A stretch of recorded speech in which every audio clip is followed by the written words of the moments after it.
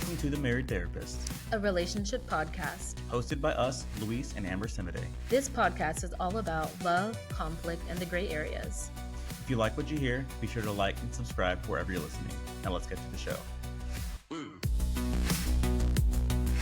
Welcome back. So on our last episode, we talked about our pre-child parenting opinions, and we quickly realized there were a lot more things that we wanted to get through than what that episode would have allowed us to do. We didn't want to have 2-hour episodes. So we created part 2, and so we're going to go through some more of those questions that we wanted to answer. So one of the things that I wanted to know about is social media. Do you think there should be an age limit on social media? Like, when should kids get that? What kind of parameters should there be? All of that.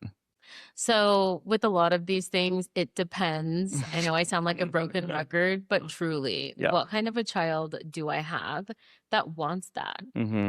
I would like them to talk to me about social media and what it means to them and how social media is handled at school and what's the purpose of it. Because I feel like if they don't even really understand what it is, I really wouldn't be comfortable with them getting on it. Like, this is your digital footprint. Yeah. Anything that you say, post, can and will be used against you, which sounds really intense, but it's true. Yeah. And so I just want to be really open with it. And if they don't quite understand, I'll be more than happy to educate them. Let's be real. We can say no, and then they can create an account on the side and only go on it at school or when they're at soccer using their friend's phone. So I'm well aware of that. But I just think let's just have a conversation. Am I wanting you to have fun and be like your friends? Absolutely. But things are already really dicey now with social media. So I can't even imagine what that's going to be like when we have kids and they get to that age. And I'm sure the advancements in technology are just going to be, I don't even know, holograms or it's about safety. Yeah. I just want them to be okay. People can, I know like back in the day it was like, oh, those chat rooms, right? There's like a 60-year-old man in a chat room talking to a 14-year-old girl, right? That's what everyone was afraid of. And that surely still happens. But now I feel like people like that are more savvy. Yeah, I mean, catfishing is a thing, especially with AI, right? You can make anything look so real, and it's scary what can happen out there. Right. And so the concern as a parent would be shielding them from those kind of people, those perpetrators, but it also would be shielding them from maybe their own classmates. What I mean by that is, what if there's cyberbullying happening? Or what if maybe nothing bad on the surface is happening, but what if they're seeing their friends have boyfriends or girlfriends or go on vacation or whatever, and it can start this comparison and start maybe deeper feelings of insecurity because they can compare themselves to others, or make them think that, they're not pretty enough or they're not cool enough because they're not wearing this certain brand or they're not having these certain experiences. So as I'm kind of talking about right now, it just kind of ties back to what I said in the beginning about checking in with them to see where they're at. Do you have the mental and emotional maturity to face all of these things that is social media and the internet? Yeah, no, I agree with all of that. It definitely does depend on the kid, but I feel like, especially working with kids and just being around them, being around their mindset, being around their just way they are developmentally, I really hesitate to even want to go down that road with kids, until they're like 16 or something. Yeah, I'm definitely thinking high school would be preferred. Yeah. And I'm thinking, yes, cyberbullying and perpetrators, pedophiles, all of that is definitely out there. But I think for me, the biggest concern would be that comparison that you talked about at the end there, is just always seeing what other people are doing, always seeing what other people are into and all of that, right? Like, there's already at baseline this level of comparison when it comes to your peers. When you're in middle school, you're trying to figure out yourself out, right? You're trying to figure out who you are, what you like, what you don't like.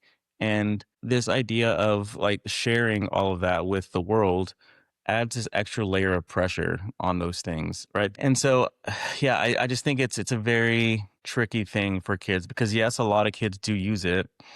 And so there's that like feeling of being left out that could potentially be there. But I really want to come at it from an educational standpoint with them. Like, I'm not just going to be like, no, you're too young. Really just explaining it. And I think we have the fact that we are therapists on our side because we can really share, like, really what that does to your brain from a developmental standpoint, what your brain is doing right now.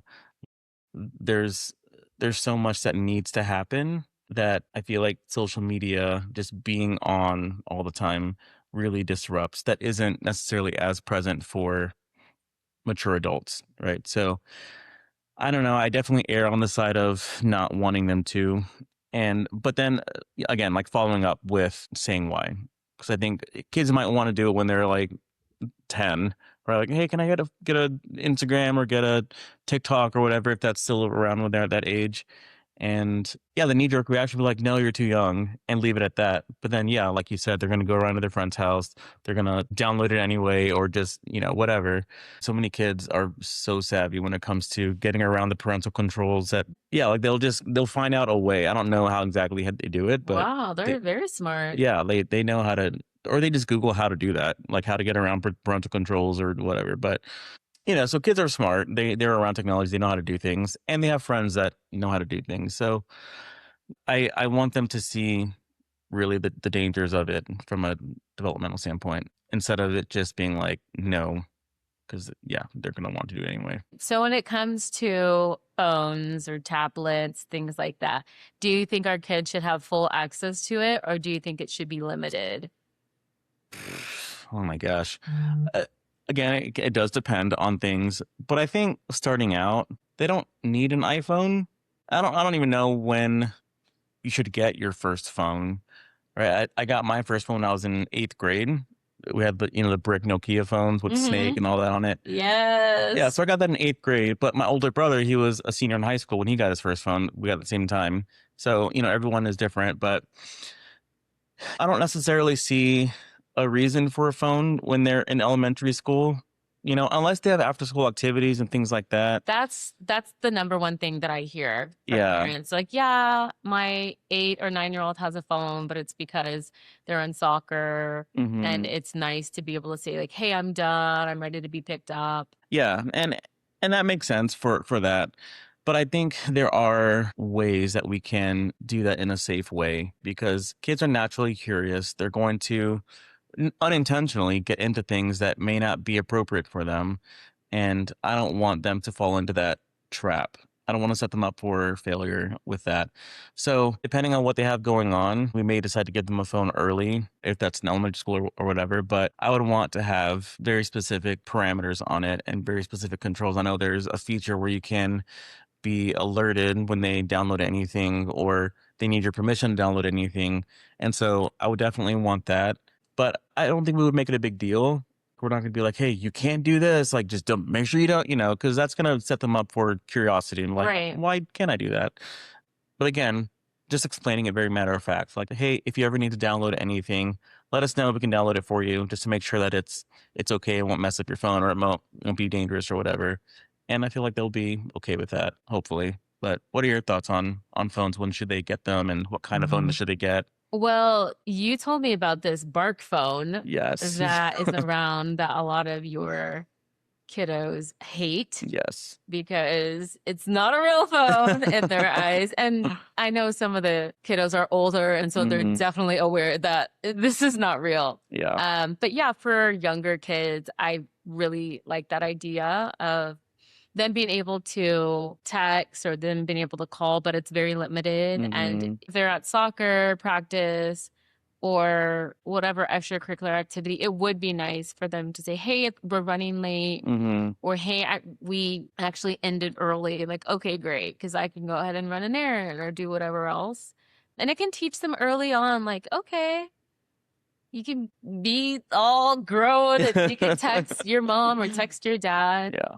I like the idea of just explaining it to them when they get it. Like, hey, this is what it is. I wanted for your 8th birthday, I wanted to give you a phone, and this is how you text and this is how you call. And the Hmm. numbers in here are mom and dad and maybe grandma and auntie and uncle and your other grandma, right? And you can Just, when they're 8, I feel like you could really say anything. Yeah. This is your special phone, right? Yeah. And if they ask like, "Oh, can I go on YouTube?" I said, "Oh, no, it's just for texting and just for calling, but here's your iPad and you can go on YouTube there." "Oh, okay." Hmm. Just kind of being positive to your point instead of like, "Here's your super limited bark phone." Yeah. Good luck with that and showing your friends because they're gonna make fun. No. Yeah. And I think with that, I would like to have like a time limit on them, right? So like at 9 o'clock, everyone puts the phones in the living room, whatever, Yeah. having a specific place for them, because that's such a big problem with the kids that I work with and kids in general, and myself really too. Like just No, being, lock it yeah, up. being on your phone at night, not getting enough sleep. And that's such a crucial part of their development, just getting enough sleep. And so many issues can be prevented just from getting better sleep. So I think creating those healthy habits early on, and again, explaining why if they ever ask why. But I think we'll explain it even the first time we give it to them, like, hey, here's your phone, everything that you mentioned already. But at 9 o'clock every night, you're going to give it back to us just to make sure that you're getting good sleep because of yada, yada, yada. Right. So I definitely want that to be a thing too. And there are alarm clocks. I know a lot of kids are like, "Oh, I need it for my alarm." It's like, okay, but there's other alarm clocks, or Yeah. there's, Like that's the only way. yeah, there's an Amazon Echo or whatever you can put in your room just for an alarm clock. But yeah, what are your thoughts on that? Like limits and things like that with phones? I like that. And I think it can be cool too if we did the same thing. Yeah, it'd be Like, helpful for us, I think. really, 100%. Because I'm also on my phone until I go to bed. So, yeah. Oh, it's 9 o'clock. The Sima days. Let's all put our, like, make it a fun thing or Hmm. make it a normal, simple, routine thing. Like, oh, it's 9 o'clock and maybe we can have like a fun basket or something like that. I do want to put a lock on that. And putting that in our room. Okay, time for all of us to read or time for all of us to start whatever our nighttime routine is. So that in the morning, we all wake up and we're all prepping for work, school. We all retrieve our devices Hmm. and go about our day. And it just be a recurrent thing like that. And then, of course, on the weekends, we have more access to our phone. But I think if we did that from an early age, very matter of fact, Hmm. I don't think it would be a problem. I mean, maybe it would, but like we're doing our best. Yeah. It will reduce the chances of it being a huge Hmm. issue. Yeah, and I can imagine people who may be listening who maybe have teenagers or kids, they might be thinking it's easier said than done. And yeah, I can imagine if this precedent hasn't been set already, it could be hard to start this at this point. But I think it's possible, right? As long as you are explaining the ins and outs of the harms of having your phone at night. And I think you brought up a good point. It would be helpful if the parents did it too. Because if the kids feel like they're doing it, but the parents aren't, it could seem really hypocritical, which it would be. So if we're, preaching that sleep is important and having your phones at night is really harmful, but then we're not doing it, the kids are like, what? Like, do you really believe that? Right. So I do think that'll be helpful. But then also just creating, like you mentioned a little bit, is having that nighttime routine of whatever that looks like. I think reading before bed is really helpful. And that can start when they're babies, right? Like we'll read to them when they're babies. Yeah. But then as they get older, they can start reading for themselves. And then just always having kind of a rotation of books for them to read as part of their nightly routine. Yeah. Sleep hygiene is really big. It's something that I've talked to my clients about a lot. Mhm. And a big part of that is reducing screen time before bed. So this is not just something that maybe could possibly be good. It's like, no, according to Mhm. research, this is actually pretty important. Again, I am very guilty of that. Every Yeah. single night I'm on my phone Same. and it's a habit I need to kick. But yeah, I think it would be a really good thing. And I just want to reiterate that everything that we're saying, it's just our opinion right now. We don't have kids. Mhm. We're trying to have a kid through IVF, but right now we're just providing our opinions. We are not dead set on most of these. Mhm. I think there's a few we are, but at the end of the day, we're not going to know until we're actually there. Yeah. And so I want parents to because I know y'all parents probably are side eyeing us through these different things like, oh, they don't even know what they're talking about. Yeah. Just wait. Yeah, we're well aware. We don't have lived experience. Yeah. So we're only able to talk about it so much. Yeah, and I'm wondering, should we start that now? Just like having a place for our phones. Granted, I don't have an alarm clock yet. I need that for my. I don't want to sound like a kid now. I need it for my alarm, but maybe that's something we can do. Just thinking about it now, like getting an alarm clock actually instead of using our phones at night. There's something called the Hatch alarm clock where the clock will mirror the natural sunrise, Mm, which I think is cool. We don't wake up at the same time though. So right. I think that fully won't work. But again, I think just the idea of slowly but surely starting to change things before a kid comes will greatly serve us well.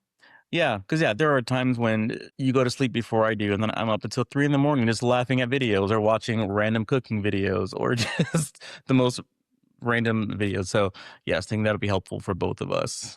So I know you mentioned a lot of these things will change, but there are some things that we are pretty solid on that we probably won't change. And one of those things I know is spanking. So I know with spanking, we are both on the same page of just we don't want to spank our kids. And so, can you give me a little bit of your perspective on why that is? Like, what's the beef with spanking for you? I never fully understood spanking as someone who was spanked as a child. Hmm. You're physically harming me because of something that I did or didn't do, causing me a lot of pain to teach me a lesson. Hmm. But then I'm not supposed to hit other people. I think that's a bit confusing as a kid. And also, just going back to a parent spanking a child, it's like, oh, I'm physically harming you because I love you. Right.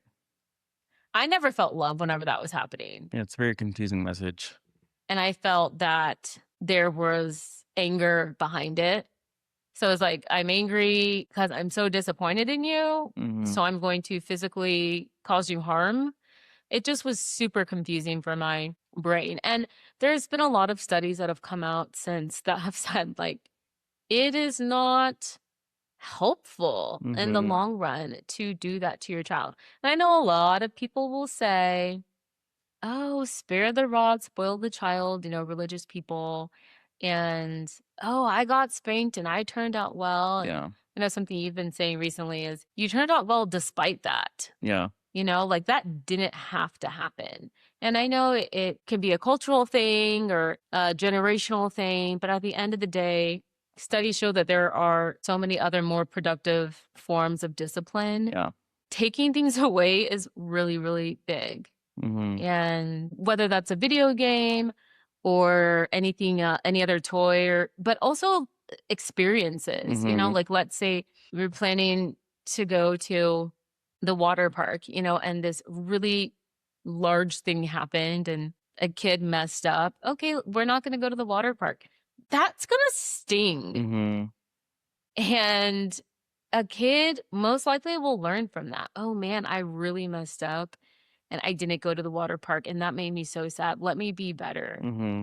I always thought too as a kid that even though I hated it, like, okay, I'm going to be physically harmed for this moment in time, but then I'm able to go on and play with my toys or have these experiences. Hmm. And I always was like, I feel like it'd be way better if experiences were taken away. So I do remember having that thought. But now I know some people may be thinking, okay, well, what if your kid is touching the stove or something like that and you like swat their hand? I'm not talking about that. Hmm. That's a safety issue. And of Right. course you want to go ahead and grab your child and make sure that they're okay. I'm talking about what I experienced, which was having to pick out a belt and be hit many times, Hmm. crying, sobbing profusely. That's the type that I am vehemently against Yeah. because it is confusing and it's really detrimental. Hmm. It is a form of violence. Yeah. And I just remember being really scared. Yeah. Having to pick out a belt, doing this walk of shame kind of thing. And like, I don't know what I did that was so bad that would justify me being physically harmed Hmm. instead of just sitting down with me and talking to me about it. And then again, taking away some of the things that I loved or not allowing me to have certain experiences. Yeah. I'm sorry that happened. You told me these stories many times, and it's always just heartbreaking to hear. And you know, I was spanked as well, and yeah, like you said, people use that argument like I was spanked and I turned out well, and they think that they turned out well because they were spanked, but that's really not the truth. There are so many people who've never been spanked who turned out well, right? And there are ways to discipline your kids without physically harming them. I actually saw a post the other day from the Healing Vibe on Instagram, and she compared it to if a husband or if a man were to hit a woman for being quote unquote disobedient, we would all see that as wrong, Hmm. obviously. But for some reason, when it's a child, we see it as justified. It doesn't make any sense. You know, it makes even less sense because this kid is defenseless, right? Like Right. he's this child that we are hitting because they did something wrong as a way to teach them instead of just teaching them how to do things Yeah, like, why correctly. are we acting like that is the only way? Mhm. So many people have a very narrow worldview when Mhm. it comes to disciplining your kid or punishing your kid. Yeah, hitting a grown adult is assault, Yeah, but for some reason hitting a child is discipline. And that never made sense to me. I don't understand why that has become so common culturally, just well in our society in general. Like hitting kids is the thing to do. And as far as the outcome, yes, for a lot of kids it can cause, you know, quote unquote better behavior because they're scared of you, exactly. right? And for a lot of parents that's the goal. Like they want their kids to be scared of them because that shows respect. And I never want to be a parent who has their kids that are afraid of them. Like as parents, we should be their safe place. We should be the person they go to when they make mistakes, the person they go to when they need advice, instead of the person that they're hiding from when they make mistakes, or the person that they are trying to be secretive because they made mistakes. Like that's what that becomes. You know, if you are hitting your kid and causing violence towards them, when they do these things, they're not going to be forthcoming when they make mistakes. And as parents, that's what we would want because if we're not the one guiding them when they're having these issues, who are they going to go to? They're going to go to their friends. They're going to go to whoever who may not be a good influence for them. But if we're hitting them when they make mistakes, we kind of push them in that direction. Yeah, exactly. And I remember being so scared as a kid. Mm-hmm. And what that does is it makes the kid walk on eggshells and in turn, oftentimes creates people pleasers. Mm-hmm. You're fawning. Fawning is a trauma response. Yeah. I experienced this very traumatic experience. And so now, in order to stay safe, in order to survive, I'm going to just be on my best behavior. I'm going to be obedient. I'm going to put my head down and be compliant. Again, for some parents, that's like, yeah, that's the goal. But that Mm-hmm. truly is very damaging from a psychological perspective. And also, that kiddo grows up and perhaps doesn't know how to be in relationships. I know that Mm-hmm. was the case for me. You just want everything to be perfect and you don't want to have any conflict with anyone Mm-hmm. be out of fear. But it's like, no, as adults in relationships with friends, family, whoever, we're going to disagree. It's Mm-hmm. actually healthy to be able to practice conflict resolution. But if Yeah. you were never taught that, like growing up, if you always just had to be like, yes, Mm-hmm. no problem, and never feel safe or comfortable expressing your feeling. That's how I was raised. That's going to negatively impact you when you're an adult. So it really does follow that person through the lifespan Yeah. if you don't recognize it and change things. Yeah, and like I mentioned, it can be effective for better behavior, for more obedience. And again, that's kind of the goal for a lot of people, but it is the laziest form of discipline, really. Because yeah, it's easy to hit a kid when you're angry, when they did something wrong. Like just hit them and then they behave. And the other ways of discipline do take more effort. They do take more creativity and more perseverance on the adult's part, right? Because you don't want to uphold this system that you've created. Like you just want to hit the kid and be done with it. And again, it does so much more damage doing it that way. Because I mean, as a teacher, you can't hit the kids, but you discipline them. They have consequences, and there's so many teachers that have great students, not because they hit the kids, but because they teach them the right way to do things. They reward them for good behavior. They take away things for bad behavior, right? There's other ways that you can be a good disciplinarian without hitting someone. So when I became a teacher, I thought about that. I'm like, yeah, I can have great kids, and I obviously would never hit these kids. Yeah, because it's a crime. It is a crime. You will Yeah. be arrested and thrown in jail. Yeah. Hitting Yeah, someone else's kids is a crime, but hitting your own is not. period. It's a And I problem. don't understand.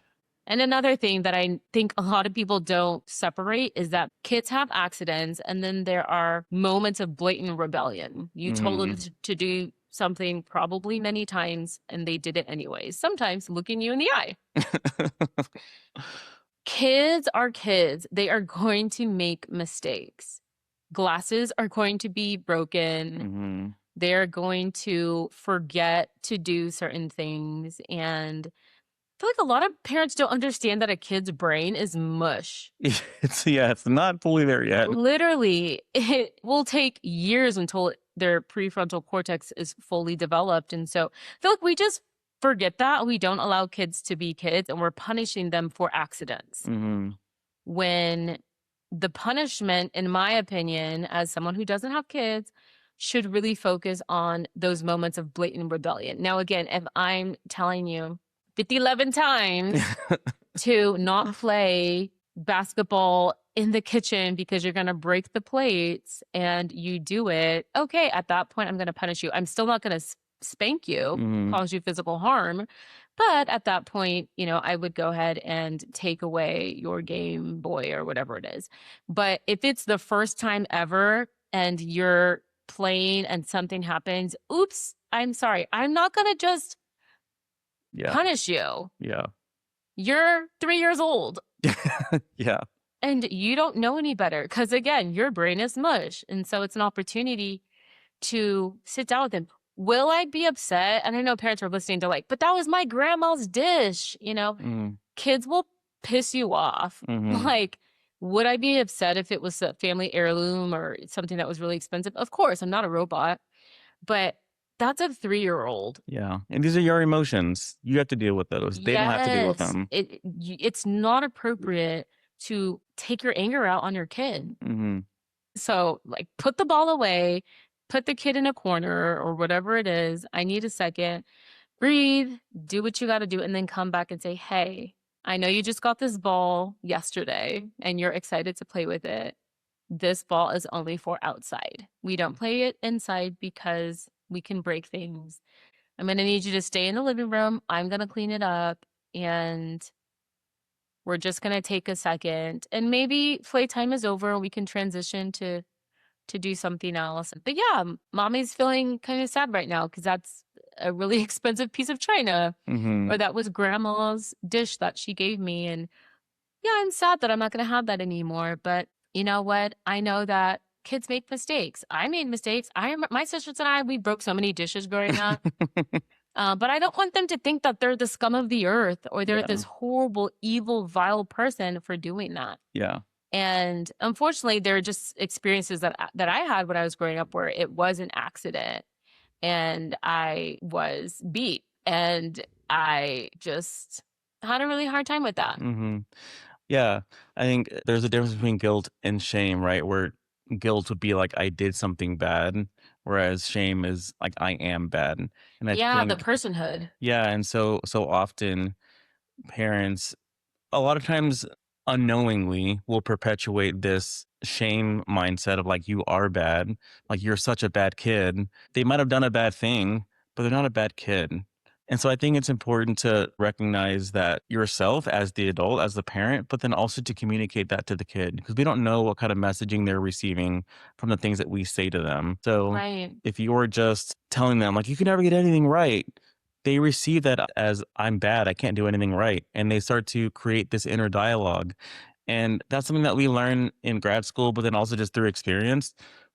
Our inner dialogue that we have about ourselves, the thing we say about ourselves, that's typically formed by the things that adults said to us when we were younger. Yeah. Right. So if we are constantly being told that we are not good enough, that we are not smart, that we are sloppy, that all of these things, that's what we start to think about ourselves as we get older without even realizing it. Right. Yeah. We get in relationships and then we are afraid of making mistakes because you have this in your head, like you always make mistakes, like you're this bad person. Yeah, a core belief.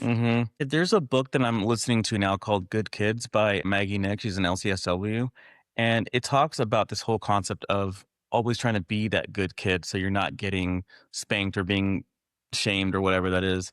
And she said something in there that was really profound. She said that just because a kid wasn't getting in trouble doesn't mean that they were okay emotionally. And vice versa, just because a kid was getting in trouble frequently doesn't mean that they are unhealthy emotionally. Mm. Because people go through that developmentally. People go through that phase when they are becoming more autonomous, becoming more independent. And through that process, you do get into some trouble sometimes, right? You do things that maybe you shouldn't do, and that's just part of growing up. And I know people may say, like, well, you shouldn't do that. Like, there's no justification for doing that. And I agree, there's no justification for doing wrong things. But I think it's important to recognize where kids are developmentally and know what is developmentally appropriate, not okay, but appropriate for their age level. Right. And that's when you teach them, like, they're still kids. So you teach them, like, hey, I know you thought that was the right thing to do, but here's why it wasn't, right? Instead of just shaming them like, "Oh, why are you so stupid?" Like, and hitting them or whatever the case may be. So, It's their first time being here. yes, never been here before. Yes, that just kind of breaks my heart, especially Mhm. thinking of a kid who's super young Yeah. and doing something that's not appropriate and their parent just lashing out at them. Mhm. That is so wild. Yeah. So, speaking of kids being in different stages developmentally, it just Mhm. reminded me of what I learned in grad school about Eric Erickson's stages of psychosocial development. Mhm. Every kid is going to behave in a certain way depending on where they're at. And with teens, ages 12 to 18, they're going to be in that identity versus role confusion Mhm. stage. They're going to be curious, push the limits. They're on this hunt of self discovery. Who am I? And what is my purpose? Almost like a little existential crisis of Mhm. sorts. Yeah. And I know a lot of times parents are so frustrated and like, oh my gosh, blame everything on puberty and kids being quote unquote crazy. It's like, no, literally my brain is just changing and figuring things out. And so kids are going to push the limits. They're going to do things that in your 30 or 40-year-old brain like doesn't make any sense in the world. Why? Your brain is fully developed, Mhm. you're good, but your kiddo is not. And so it's almost the whole thing about the hot stove, right? It's Yeah. like we all know as adults we shouldn't be touching a hot stove because we don't want to get burned, but kids don't know that they kind of have to touch it in order to understand, okay, this is hot, this is dangerous, Yeah. and therefore it's something that I shouldn't be doing. So maybe for some parents, it's just like, I don't know what to do. It's so Mhm. frustrating. I think education is huge. Yeah. Maybe you should buy a book or maybe join a support group. There's this girl who actually listens to a podcast that's led by a psychologist that breaks down child development and she's Mm. learning. You got to do the work. Yeah. Because I know some people listening are like, well, how am I supposed to know all these things? I'm not a therapist. And it's like, yeah, I totally get that. I'm not saying Yeah. go to grad school and become a therapist, but like it's your duty as a parent to grow and to learn Just and to, understand your kid. yeah. And that does take effort. Mhm. You're right. You're not going to just know how to do things. And sometimes I feel like it's an echo chamber, especially if you're just surrounded with people who do the same thing. So I think that could be a bit difficult too, because it's just like, oh, I spank my kids and that's fine because everybody around me, I got spanked and everybody around me spanks Mhm. my kids. And maybe for some people hearing it, it's the first time that they've ever heard about the fact that according to the American Psychological Association, it's actually not okay. Yeah. So I know a lot of parents will say like they're doing the best that they can, and I'm sure that they are. And again, that's a part of parenthood Mhm. is growing. And again, too, if you're like spanking your kid and then your kid all of a sudden changes or like low key hates you, doesn't really want to spend time with you and Mhm. jumps every time you're around, instead of taking that as like, yeah, I'm doing parenting right, Yeah. maybe I kind of don't like the fact that my kid doesn't want to spend time with me. Like I just Yeah. want to cuddle with them and watch a movie, but your kid's like, no, I wonder why. Because they Mhm. see you as their abuser, Yeah. possibly, maybe Yeah. subconsciously. Right. Yeah, and I know a lot of it's interesting how a lot of parents view parenthood where they are like, I'm not here to be my kids' friends. And while that is true, like you don't want to be your kids' friends, you also don't want to be their villain, right? You don't want to be the person that they're afraid of. It's not one or the other. You're not either their Yeah. friend or their villain. Like you can also be a healthy, safe parent and adult to them. Yes. I recently saw that someone said, my parent was my first bully. Yeah. That was so heartbreaking. Mhm. Think about that. A bully is someone typically you go to school with, you hide from, Mhm. you're terrified, not only just seeing them, but thinking about them. Trying to please them, trying to not make them mad. Yeah, you Yeah. don't know what you did wrong for them to target you. Mhm. That's some kids' first experience through their parent. Yeah. That's heartbreaking. You It can't is. escape that. I know sometimes in school having a bully, kids will say you can't escape it, but for other kids you can. Or you could talk to your teacher or the principal or move schools or whatnot. When the fact that your bully is your parent, what can you do? Mhm. You can't go anywhere a lot of times. Yeah. They have all the authority over you. Yeah, and that's abuse 101, right? It's power and control. And in a parent-child relationship, the parent has all the power and control in that dynamic. And so it's very easy to get into that abusive relationship with them. And people think abuse is just creating bruises and welts on kids and breaking their limbs and causing blood. And it's like, yes, that's abuse. And there's psychological abuse, there's emotional abuse, and physical abuse that doesn't leave marks. Yeah, exactly. I'm glad you said that because I'm sure people will think, well, spanking's not abuse Hmm. because it's just one, two, three, or however many they're doing, and there's no welts or anything like that. And Hmm. it's like, why does it take a welt? Yeah. Your kid is crying, and that shit does not feel good. Would you Yeah. like to be beat with the belt? Yeah. It kind of goes to that example I gave earlier. Like if you wouldn't hit your spouse when they are disobedient or make mistakes, why would you hit your kid? Like that doesn't make any sense. You have a conversation with your spouse if they made you upset. You don't hit them. Yeah. And with the whole brain development conversation, that's such a huge light bulb moment for a lot of parents that I work with, just realizing where their kid's brain is at developmentally. Because, like you said, we are thinking with our fully developed adult brains. Just because we wouldn't do something the way a kid does it doesn't mean that it's wrong, right? Sure, it doesn't make logical sense, but in their brain, it totally made sense because, and I have this psychoeducation with a lot of the kids that I work with when they're especially in their teenage years, middle school, high school, their amygdala, which is the middle part of your brain where it's like all about impulses and emotions and all of that, that is overactive when you are a teenager.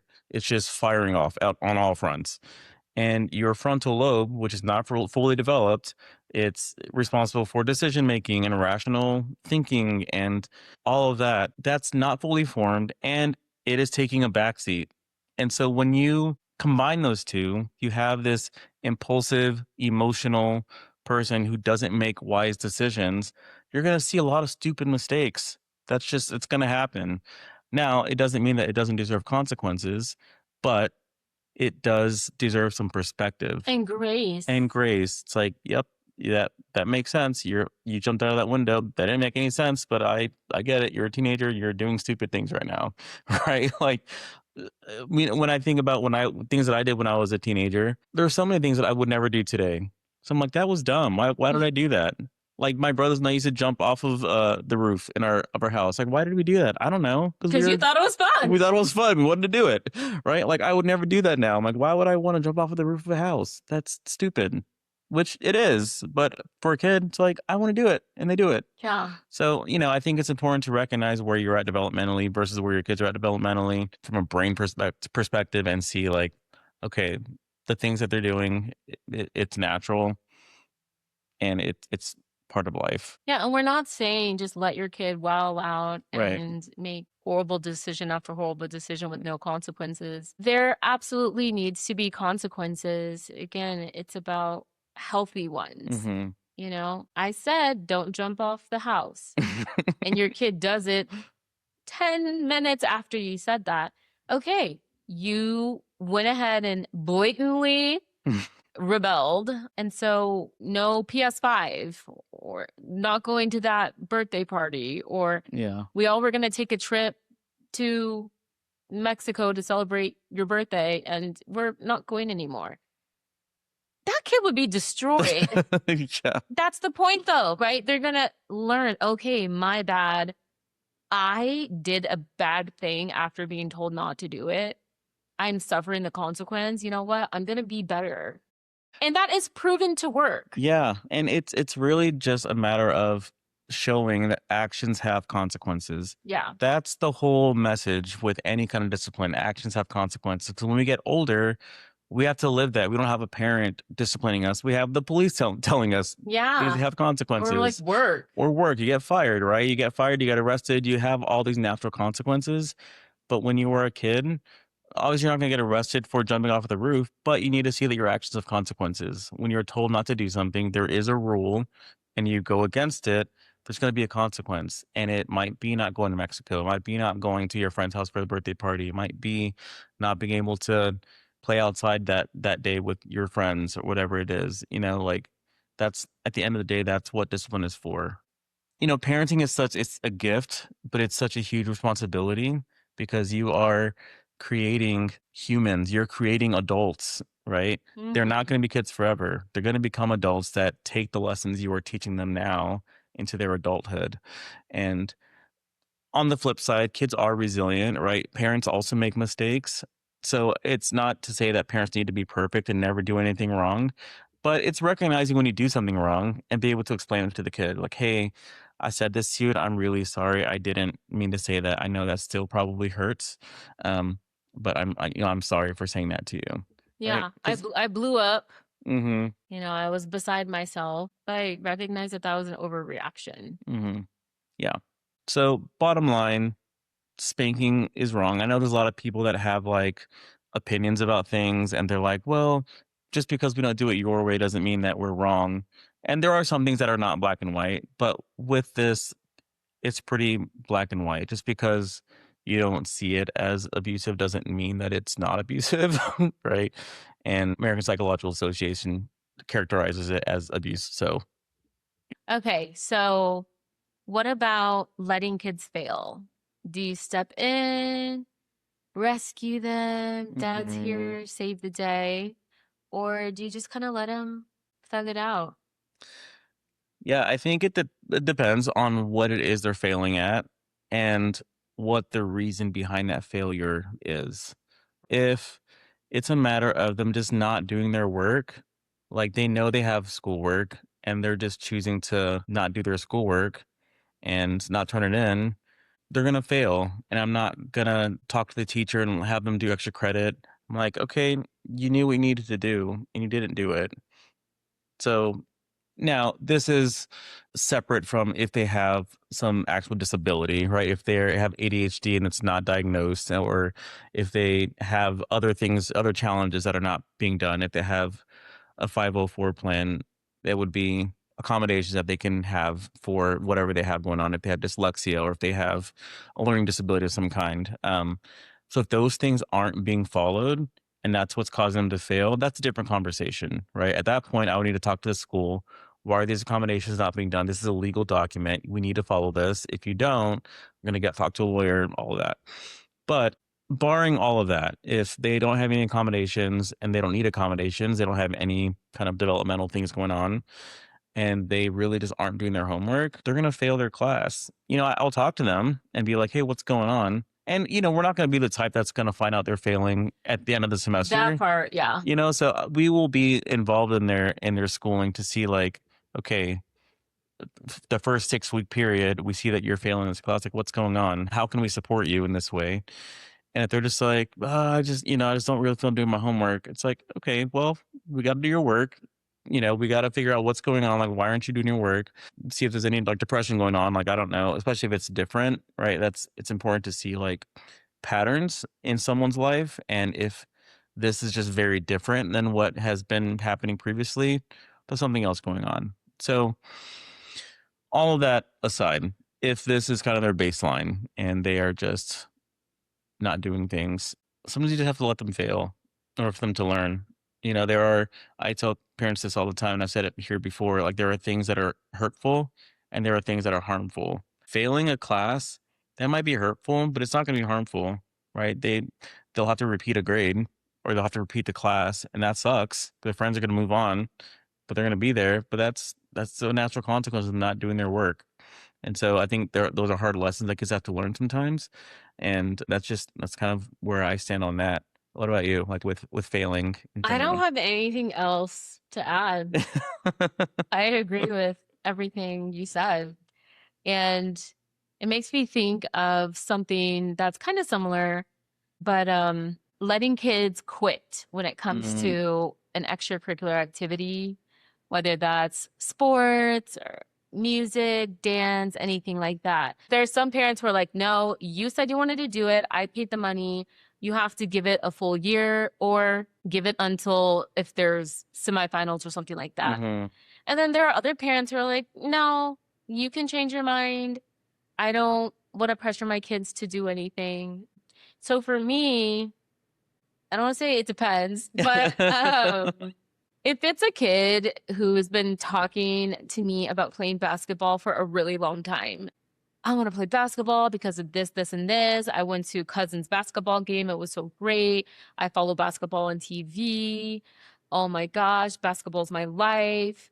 And finally, there's an opportunity for them to do it. And then they do it. And then they come back and they say, I don't want to do it. And I say, why? And they said, because they weren't good at it. That would be a situation where I would say, I want you to try. Hmm. You're not good at it because you've never done it before. Yeah. It's going to take time. And also, you talked to me for years or months about your passion for it. Now that you're able to do it, that would be really shitty for you to not do it and then in hindsight regret it. Yeah. And also, I really want to teach them like every great person at anything, where whether you're an athlete or a singer or any industry, you don't come out the womb being incredible and having Yeah. full competency. You literally have to go through the practices. There's blood, sweat, and tears in order to Hmm. become great. And so, yeah, to that kind of a kid, I'd say, no, we're going to stick with it. And then let's maybe reevaluate in a month or let's reevaluate in a couple of months. Now, on the flip side, if it's this super random desire to start dancing, Hmm. they never said anything ever about it. All of a sudden, dance tryouts pop up and they audition and get in, but then like the first big recital or performance, they don't like it and they say, "Oh, it's because the hours are kind of crazy. Like I didn't realize we'd have to rehearse like every single day for 3 hours or I realized I'm actually not really that coordinated." I mean, it's our kid. Both of us are very coordinated, so I don't think that would be a reality, but Yeah. let's just say it was. That's a kind of situation where I'd be like, oh, that makes sense. One, you never talked to me about wanting to do it. Two, I actually can attest that you're not coordinated.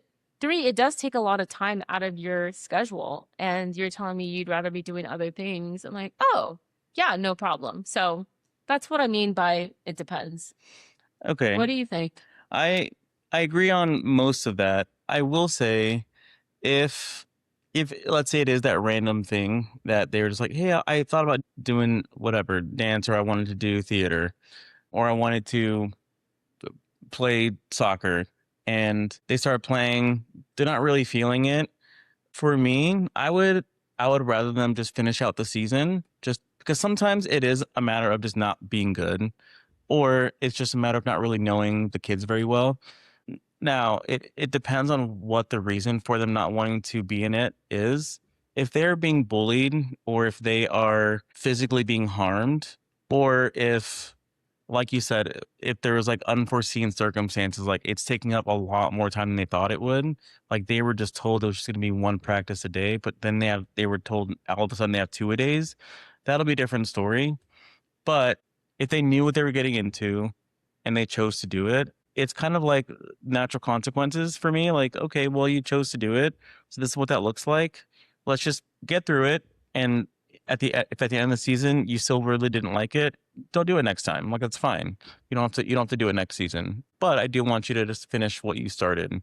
If there's no harm being done, right, with doing it. Now, if they are deteriorating mentally and emotionally, like obviously I'm not gonna force them to keep doing it. They're like crying every day going to practice, Yeah. or they're just like depressed and whatever. Like, okay. But I don't want them to be flippant with things that they're doing. I want them to really put in effort and really get uncomfortable sometimes. Like sometimes it's okay to feel uncomfortable and get through it. That really helps us persevere as people because life isn't always comfortable, Yeah. right? So I think there is some element of that, of doing things you don't necessarily like, because there are things in our jobs that we don't like, but we chose to do these jobs. And so we're going to do it for the overall good, mainly because there's enough that we do like from it. But I think that's a lesson too. Like, okay, you don't love this part of it. Let's try to find something that you do like from it. Do you like being around people? Do you like being active? Do you like having like whatever it is that they can find joy in instead of just focusing on the things that they don't like about it? Let's just change their perspective a little bit. And if at the end those things that you did like about it aren't enough, okay, cool. We don't have to do it next season. Because the extreme of that could be parents who, like you said, they've talked about basketball growing up, then they start playing and they don't really like it that much, and then the parents force them to do basketball every season. It's like, no, you're going to be a good basketball player. It's like they don't like it. Stop making them do it. Why are Yeah. we? Gonna be the next Jordan. Yeah, like why are we forcing them to do something they don't want to do? It's like, So that's not my dream, Dad. That's yours. Disney Channel original movie, yes, but I would want them to do it for one season because it's one season is not that long. It's typically like 3 or 4 months. So like get through the season. If you don't like it, don't do it next time. It's fine. Maybe they will start to find joy in it and they'll start to like it. Like, like you said, like they didn't know how to do it or they weren't good at it. And then, they're practicing at home, they're practicing with us. Granted, I'm terrible at basketball, but we get, a trainer or something like that and they do it and they start getting a lot better.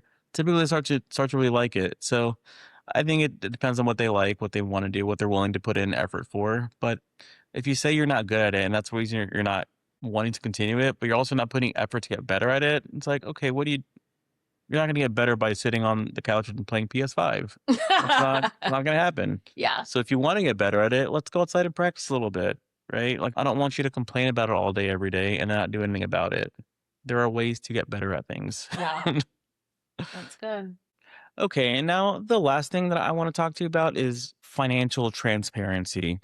If for whatever reason we were struggling financially, or if a parent is struggling financially, do you think the kids should be aware of that? Like, what is that conversation like for them? Yes, I feel like so often parents don't tell their kids anything, and that never really works out as well Mm-hmm. as they think it would. Why? Kids are very intuitive. They Mm-hmm. pick up on stuff, and I feel like it creates a lot of confusion. So instead of a kid trying to create a certain narrative or trying to put that on themselves, just tell them. Now, for me, would I tell them every single detail? No. Mm-hmm. But if we're living life one way and then all of a sudden we're falling on hard times financially and things have to change, I'm going to tell them that, Mm-hmm. So let's say we always go out to eat at these nice restaurants, or we live in a really nice house and we're taking vacations and we just have nice things. And all of a sudden, when a birthday or Christmas rolls around or summer rolls around and we're not able to do something or experience something, I'm gonna say why. Like, Mm-hmm. yeah, things have shifted a bit, and so we're not gonna take that summer trip, or we're not gonna go out to dinner as much as we have been. We're gonna prioritize just eating food at home Mm-hmm. so we can make better decisions. Me and your dad, we're figuring things out, and we don't want you to worry. And we also do not want you to think it's your fault, because that's a big thing Mm-hmm. that kids will do, is think that they're a burden or they did something or didn't do something. So I definitely would own that. But say, yeah, we're just in a transition period right now. And so maybe we do have to move out of our house to downsize. Or maybe instead of buying our clothes at this certain cool place at the mall, maybe we're going to a secondhand place. I mean, first of all, I love secondhand places. Yeah. I'm sure I'm gonna teach our kids that that's a cool spot. But just as an example, and like make it an adventure. Mm-hmm. Ooh, we're gonna go to Goodwill. We each have $50, and let's see how many awesome outfits that we can create. Mm-hmm. If you hold your head up high and you're just really honest with your kids, Not saying it's always going to work out perfectly, but kids will just follow suit. Yeah. They'll just kind of model whatever energy you're exuding. Yeah, for sure. I love that you mentioned not making them feel like it's their fault because kids will naturally, they're self centered developmentally. So they will think it's their fault. They will find a way that it was their fault. And so it's important to recognize that it's not their fault, but also that it's not their responsibility Yeah. to make money for the family. Yeah. You don't have to have like a lemonade stand. Yeah. With that said, I've seen this so often, unfortunately, especially with the kids that I work with, where parents will kind of low key blame the kids. It's like, if we weren't going to all these therapy appointments, we weren't going to all these, we'd have a little more money. It's like the kid is already in a bad place. Why are we Right. Oh my blaming them for your gosh. financial problems? Yeah, that's Right. horrible. Yeah. So it's okay to be like, yeah, we're a little bit tighter on money today. So we're just, or this week. So we're just going to eat in, like you said, or Or we've got to move in with grandma for yeah. a year to figure things out. I'm doing my best and I love you and it's not your fault, but like this is the situation that we're in. It's temporary, hopefully. Yeah, and letting them know what the plans are. Instability is really hard for kids, right? So if they know that things are changing, that could be really scary for them. But just reassuring them, like, hey, we're figuring things out. Your mom and I, we're going through a rough patch financially. So we're working with whoever, and our plan is to get this different job or whatever in the future so we can get out of grandma's house eventually again, right? I don't think it's important for them to know all the details like you said, like, Yeah. oh, your mom has this much credit card debt or your dad has this much school debt. Like that doesn't matter for them. They don't Yeah. that doesn't make sense for them anyway. Your dad gambled away our life savings. Yeah. We don't need to do that. We don't need to vilify anybody, but recognize that it's an opportunity for them to see you as a united front, as a team, as a family. Like regardless of what happens, we are a family. We're getting through this together, and that's just the way it is, right? Like we're not going to go out every weekend. We're not going to get new clothes every 2 weeks, and we're still going to be okay. So these were just our pre-parenting opinions. Again, hopefully one day soon we'll become parents and we'll see what our thoughts and opinions are about these topics. But I enjoy just kind of talking about it and Yeah. seeing where our heads at. For a lot of these situations, we're on the same page, Hmm. which I'm not surprised by. Yeah. And so I can't wait for that season. But yeah, thank you guys for listening. Let us know your thoughts, whether you're in our boat as far as not being parents yet, or you are a parent, or maybe you're an empty nester. We'd love to hear your thoughts and opinions on what we discussed. And if you have any other things that you feel like are hot topics when it comes to parenting, let us know. We would love to talk about those things either on social media or a future podcast episode. But as always, thank you guys for tuning in. If you got any value out of this, be sure to share it and like it and subscribe to our channel if you're not already subscribed. But we appreciate the support and we will catch you next time. Bye.